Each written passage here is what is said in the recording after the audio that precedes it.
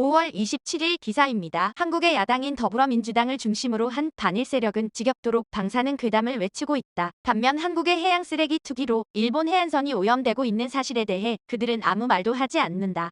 해양 쓰레기 문제에 대해 한국이나 중국에게 강하게 항의하지 않는 일본 측도 잘못이 없지는 않다. 물론 해양 쓰레기 중에 일본인이 투기한 것도 있다. 얼마 전에도 해상보안사가 선내에서 조리한 생선 내장과 뼈를 바다에 버린 혐의로 불구속 입건됐다. 물고기의 내장이나 뼈는 다른 물고기의 먹이가 되고 그렇지 않다고 하더라도 미생물에 의해 분해될 것이다. 하지만 플라스틱이나 중금속 쓰레기는 그렇지 않다. 일본 바다에 표착된 쓰레기의 80%는 외국발이라고 환경청은 보고 있다. 중국의 투기물은 큐슈 서해안, 한국 투기물은 동해측이다.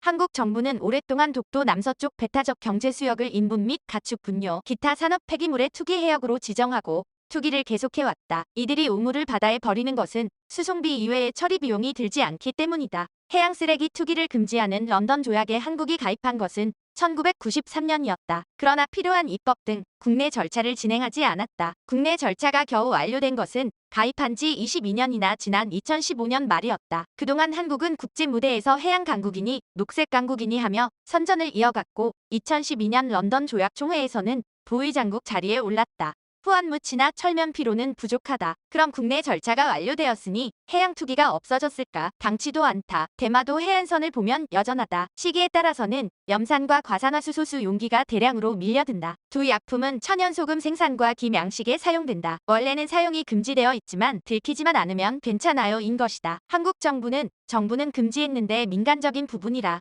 라며 항상 하는 단골 답변으로 답했다. 민간인의 탈법 행위를 단속하는 것이 정부의 책임이라는 법치주의 감각이 희박하다. 이런 한국에 대해 일본 정부는 회담에서 푸념 섞인 말을 한 적은 있지만 엄중하게 항의를 한 적은 없다. 진정성 있는 사과를 요구하고 회수 및 재활용 비용, 경관훼손에 대한 위자료를 합한 배상금을 청구해야 할 것이다. 이러한 기사 내용을 접한 일본 네티즌 반응 보시죠. 특히 큐슈는 중국에서 온 황사, 미세먼지, 한국에서 온 쓰레기로 진절머리가 났습니다. 원전 처리수 운운하기 전에 쓰레기와 대기 오염이나 어떻게 좀 하라고 말하고 싶어요. 해류의 흐름으로 저만큼의 쓰레기가 온다는 것은 한국의 월성원전 오염수도 올 테니 신경 쓰이네요. 쓰레기는 즉시 돌려보냅시다. 그리고 일본에서도 시찰단을 꾸려 월성원전 주변 해역과 토양 검사를 철저하게 해야 할 것 같습니다. 기사 그대로입니다. 놈들은 강력한 항의가 없으면 문제를 눈치채지 못해요. 후쿠시마 처리수 걱정하지 말고 너희들 플라스틱 쓰레기나 더 신경 써. 쓰레기에 의한 해수 오염은 신경 쓰이지 않니? 여기서 중국이랑 한국 비판해봤자 의미가 없겠지. 비판한다면 일본 정부를 해야 해. 아무 말도 하지 않는 정부가 나빠. 한글이 적힌 쓰레기 등 증거는 얼마든지 있으니 사과와 배상을 철저히 따져야 합니다. 아직 방출하지도 않은 처리수를 히스테리적으로 비난하고 있는데 일본 해안에는 한반도에서 온 쓰레기로 이미 피해를 보고 있다. 과학적으로 문제가 없는데도 목소리를 높이는 시민단체에게 쓰레기 피해 상황을 사진 등으로 내걸고 반박하면 좋지 않을까?